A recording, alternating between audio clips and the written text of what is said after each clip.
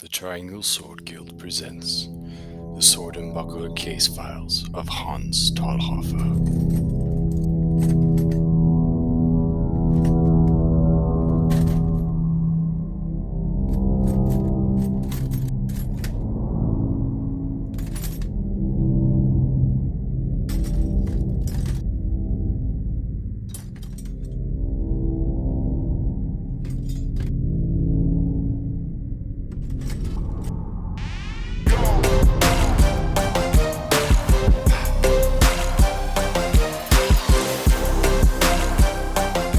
One of the first noticeable peculiarities of the Talhoffer text is the retracted buckler of the opponent.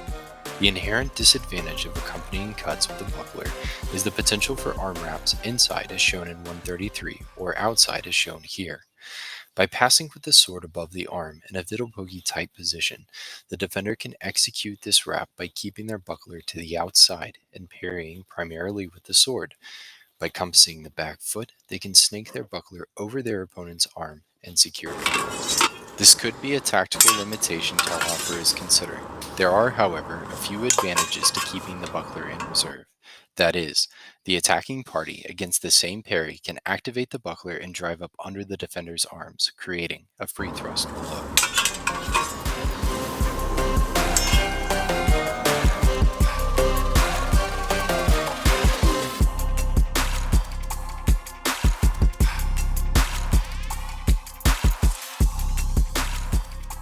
The second peculiarity is seen in the positioning of the sword in the displacement.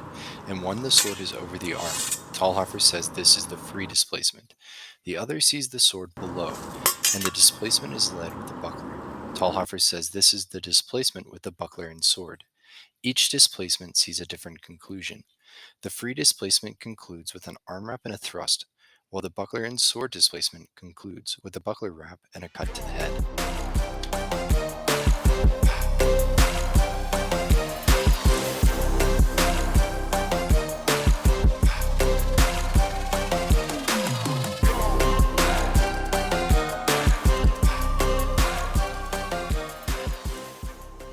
The over and the under in the correct point.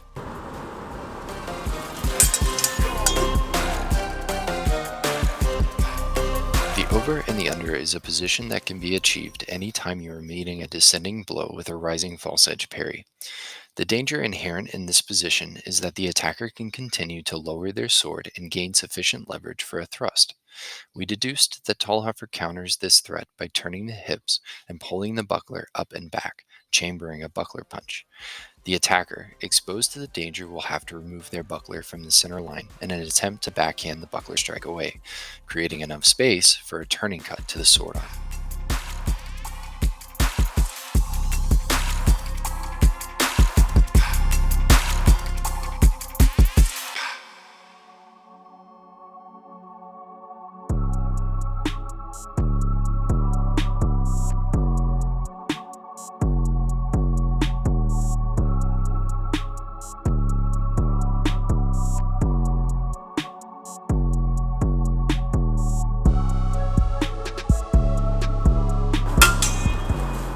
Here he is displaced with the buckler and messer. The overgripping shall he not forget. He has hewn then in his displacement.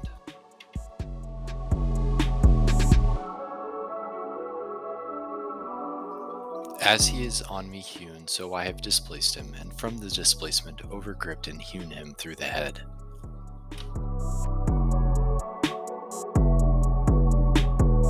The first play of the Württemberg Treatise begins with the displacement of the buckler and messer. This parry is initiated first with the buckler to tie up the cut, then the sword is engaged to clear space for the buckler to fall over the attacker's sword arm. From this position, the defender can perform the overgripping, winding the buckler over the sword arm and compass stepping the back leg to complete the lock. This rotation will remove you from a potential buckler punch and pull the attacker into your strike.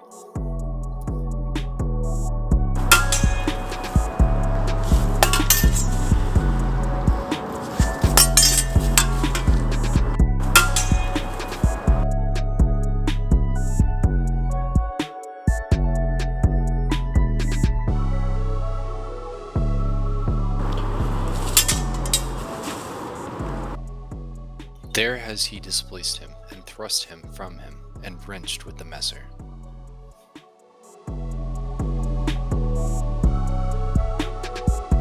As he has thrust him from him, so he well ends the piece, and thrusts the sword through him.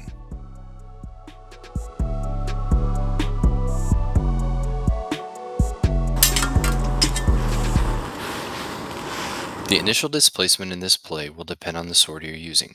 If you're using a messer, you'll have to parry with the inverted hand, catching the cut on your noggin. If you're using an arming sword, you'll have a slight turn of the crossguard to catch the cut between the true edge and the cross. Interestingly, this play works as both an offensive progression and a counter to the same progression.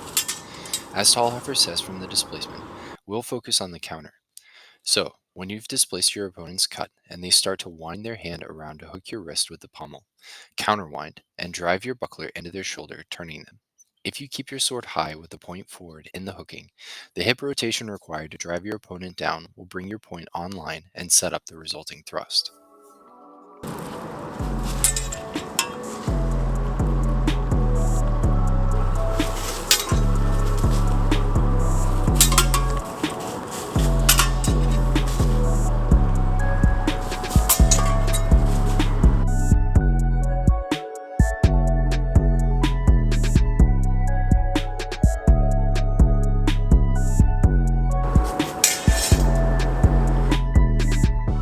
Yet he hews from the roof.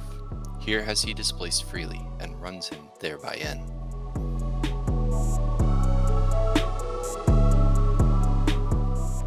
Here he is in run, and has the sword through him stabbed.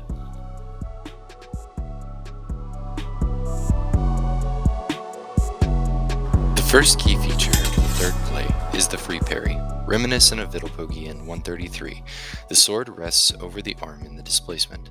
By increasing the front foot in this posture, you can shoot in under your opponent's cut and wrap the buckler over the attacker's sword arm.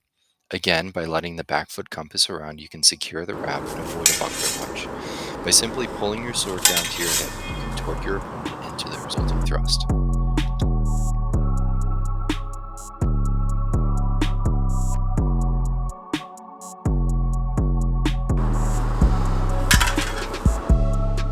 He stands for the stab. He will stab him.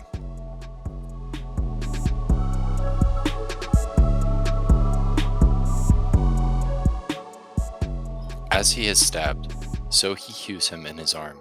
The upper hew is also good for the stab. Fourth play is set up by provoking an opponent in a low guard to chance a thrust when you are in a high guard by winding the sword back as if you are going to deliver a powerful cut. As you wind back, you'll need to let the buckler drift inside, creating an opening. When the thrust comes in, don't chase it with the buckler, but guide it away from your person as you deliver a cut to the attacker's arm.